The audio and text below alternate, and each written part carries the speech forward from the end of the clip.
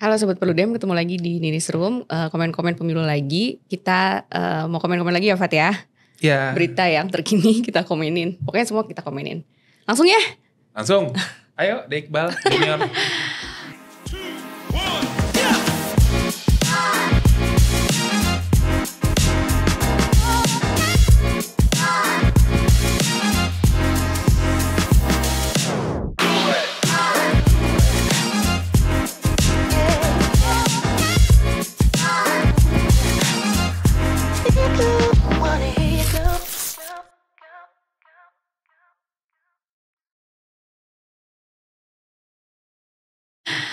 Apa nih, dari pemutakhiran data pemilih harus akurat demi keterpenuhan logistik pilkada. Media Indonesia nih. Media Indonesia ya. Jadi, dia kutip ini Mbak Nini ya. Nah jadi memang kan kemarin habis, sekarang sih ya sampai sekarang masih tahapan coklit ya. Coklit. Mas Ulil udah dicoklit belum? Udah dicoklit, saya terdaftar di Dapil Sumatera Barat. Nah jadi terkadang kalau coklit kan ya ada aja masalahnya ya. Yang menyebabkan DPT itu gak akurat gitu, apalagi pendataannya ya. Tapi kenapa ya soal DPT ini selalu jadi masalah dalam setiap proses pemilu gitu. Dari 2014 lah paling gak dulu ya. Termasuk juga di pilkada. Apakah memang problemnya itu dari sumber data kependudukan yang diberikan Kemendagri ke KPU? Atau apa ya kira-kira? Kenapa? Kan kayaknya di beberapa, kan Amerika juga mau pemilu nih Mbak, November ya. Kayaknya as long as mereka punya SIM, kan kalau mereka pakai ini driver license itu, nunjukin itu. Single identity-nya itu ya? Oke. Nggak, kayaknya kan kalau di kita itu prosesnya kan lumayan panjang ya soal DPT ini. Dan DPT ini penting karena dia akan jadi basis untuk memproduksi logistik pemilu kan. Nah tapi selalu saja setiap pemilu, setiap pilkada, isu DPT siluman, isu DPT tidak akurat, itu selalu jadi perbincangan dalam setiap pemilu gitu. Maksudku, kita kan udah punya sistem adminduk, ini juga sudah dimutakhirkan oleh KPU gitu ya. Apakah memang problem isunya di manajemen data kependudukan dan manajemen daftar pemilih, atau apa ya Mbak Ninis ya? Kayaknya kompleks ya kalau soal data pemilih, kompleks sih ya mulai dari sumbernya, terus kadang-kadang datanya juga nggak terintegrasi kan. Misalnya segini, kalau misalnya di coklit, salah satunya misalnya isu disabilitas ya, kan harusnya di data tuh jenis disabilitasnya apa sih, ada nggak sih? Pernah ditanya ada nggak sih di sini pemilih disabilitas, di data nggak?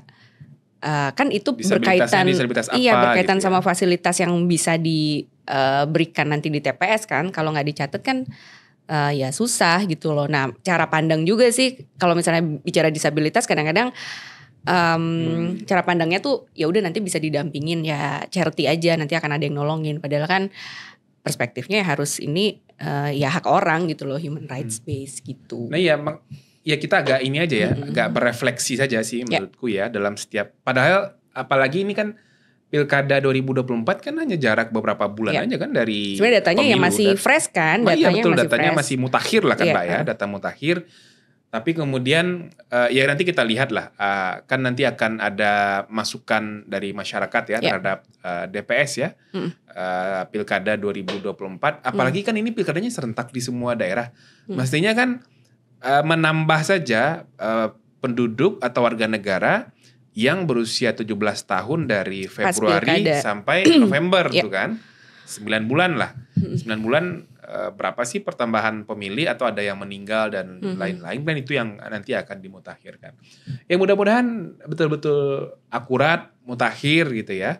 Sehingga kita nggak ribut isu daftar pemilih, isu logistik di setiap pemilu ke pemilu. Oke, lanjut Dek Iqbal. Pemilu ulang sepi peminat nih, PSU kemarin ya. Yang besar sih kemarin di Sumber sama Gorontalo ya, yang satu cakupan wilayah, dan ada juga di beberapa daerah misalnya kayak di Papua. Ya memang trennya kalau PSU tuh sepi peminat ya. Selalu. Kenapa? Ya apalagi ini kan kayaknya PSU-nya untuk pemilu legislatif ya Mbak ya. Nah untuk pemilu legislatif PSU satu penyebab kenapa sepi sih menurut saya ya pemilih udah capek dan tentu sosialisasinya juga tidak banyak yang tahu bahwa mesti ada PSU, hari PSU-nya kapan, kenapa ini PSU, itu kayaknya tidak terdistribusikan informasinya kepada pemilih. Dan kayaknya di Sumatera Barat itu kemarin kan 13 Juli ya, hari Sabtu lalu PSU-nya Mbak. Itu partisipasinya Mbak Denis cuma 30% loh. Ini salah satu contohnya nih di Bukit Papua Tinggi, enggak yang di sebelah sini nih ya. TPS 09 Guguk Randah. Jadi hanya 56 pemilih dari 268 DPT yang hadir. Berapa tuh? 1/4 lah ya. Iya. Ya kan dilaksanakan udah di hari libur tuh Mbak. Sabtu kan mayoritas libur ya. Cuman kenapa rendah? Ya satu, pemilih sudah capek. Kedua, ini informasinya tidak terdiseminasi secara merata kepada pemilih. Ya itu kemudian jadi turun jumlah pemilihnya. Tapi mungkin situasinya berbeda kalau misalnya yang PSU itu presiden atau kepala daerah. Mau diulang pilpresnya? Harusnya kan bisa. Cuma kan kurang suatu suara hakim aja. Nah, tapi saya punya pengalaman waktu ada PSU waktu itu pilkada sih Mbak di Kabupaten Kepulauan Muna di Sulawesi Tenggara ya. Itu PSU-nya hanya 2 TPS dan partisipasinya itu nyaris 100%. Karena menentukan perubahan hasil pemilu dari PSU itu. Kalau kayak di Sumatera Barat, kayak di Gorontalo ya, itu kan PSU di semua wilayah jadi ulang semua kan, jadi cair gitu. Jadi peserta pemilu pun kalau mau mengkonsolidasikan lagi kekuatan itu biayanya besar. Dan udah nggak ada energi juga. Udah nggak ada energi juga. Dan ya pemilihnya capek, peserta pemilunya capek. Makanya menurut saya sih memang menjaga kualitas penyelenggaraan pemilu pada hari pemungutan suara itu menjadi penting agar situasi-situasi seperti ini tidak terjadi gitu. Dan mungkin pemilihnya juga nggak tahu kenapa harus diulang sih. Nah iya betul. Ya, kayak DPD Sumber nih, ya kenapa harus diulang sih dan kenapa cuma DPD aja gitu misalnya. Tahu nggak Mbak yang banyak di persepsi pemilih itu adalah karena Irman Gusman nggak masuk untuk Sumatera Barat ya.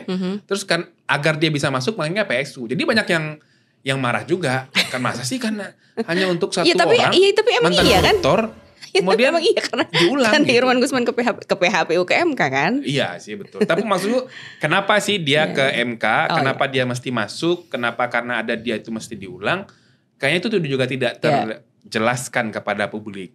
Mestinya kan itu tugas ketua KPU lah ya sebagai juru bicara lembaga untuk menjelaskan itu. Tapi kayaknya nggak maksimal. Nah di sini dia kutip Bu Weti ya, anggota KPU, dia datang langsung ke Sumatera Barat. Dia bilang pihaknya sudah melakukan berbagai cara untuk meningkatkan partisipasi pemilih, misalnya dengan pakai speaker masjid. Pakai apa? Speaker masjid. Serius? Itu tulisannya. Oke lah lanjut. PSU gitu. Dada aja ya KPU ya. Oke, fasilitas negara yang dipakai Hasyim Asyari sudah dikembalikan. Tanda tanya, ini kata KPU. Apa katanya? Katanya tanya Pak Sekjen saja ya. Saya tidak mengurus yang begitu-begigitu. Iya, ya memang harus dibalikin kan udah dipecat dari jabatannya, masa nggak dibalikin? Mobil yang 2 lah ya. Iya. Palisade sama Alphard. Terus ada Pajero juga. Rumah dinas. Apartemen juga kan. Oh ada apartemen? Kan katanya ada apartemen juga yang disewakan. Iya kayak iya harus dibalikin lah ya, masa nggak dibalikin kan udah nggak punya hak lagi. Ada komennya Mas? Iya mestinya sih menurut saya sih ya jawabannya ketua KPU nggak gitu ya. Iya. Masa orang disuruh tanya sama sekjennya, orang nanya ke dia, tanggung jawabnya dia menjelaskan. Kan dia ketua KPU tuh bisa dibilang wajahnya KPU kan. Udah ke Jokowi-Jokowian nih, Jokowi kan gitu. Ditanya dia disuruh jawab menterinya, tanggung jawab dia. Ya nggak tahu kok tanya saya. Lanjut deh. Udah, assalamualaikum. Oke, KPU tingkatkan pelayanan bagi pemilih disabilitas 2024. Ya ini nyambung sama yang berita pertama tadi ya. Bahwa memang di pemilu 2024 yang lalu kan juga banyak masukan kan dari teman-teman disabilitas, teman-teman yang melakukan pemantauan fokus untuk disabilitas, bahwa selain soal mereka didaftar, itu juga yang paling penting soal pencantuman informasi ada pemilih disabilitas di satu wilayah, di satu TPS, jenis disabilitasnya apa, dan pelayanan yang diberikan kepada mereka seperti apa untuk dipenuhi gitu. Nah, harusnya evaluasi dari 2024 itu bisa dikoreksi di pilkada di November nanti ya.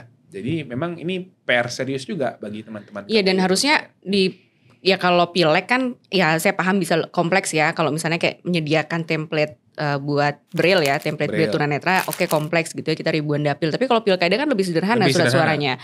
Maksimal kan 2 kan, ada provinsi sama kabupaten kota kan, cuma 2 itu kan, ya harusnya disiapin dong, ya gak sih? Kok Mas Wali gak firm sih? Iya. Di satu provinsi itu kan hanya ada pemilihan gubernur, kan? Jadi dan gak dengan daftar yang banyak kan, calon kepala daerah kan sebanyak-banyaknya pengalaman kita, ya masih bisa lah harusnya. Gitu. Dan tadi ini berkaitan sama pendataan tadi, kalau di datanya akurat, KPU pasti bisa ngasih fasilitasi itu. Dan yang penting sebetulnya ya tadi perspektifnya jangan karena kasihan oh nanti pasti akan ada yang nolongin, jadi nanti kasih aja pendampingnya gitu ya, perspektifnya harus human right based gitu. Isunya nggak itu kan. Iya, kan salah satu asas pemilu langsung ya, yang bersangkutan milih langsung gitu loh kan. Betul gitu ya Pak Yulianto Sudrajat ya, nggak pernah kelihatan Pak. Mana aja Pak. Lanjut, abis sih kayaknya. Oke. Terima kasih. Nanti kita ada lagi komen-komen berikutnya. Sampai jumpa.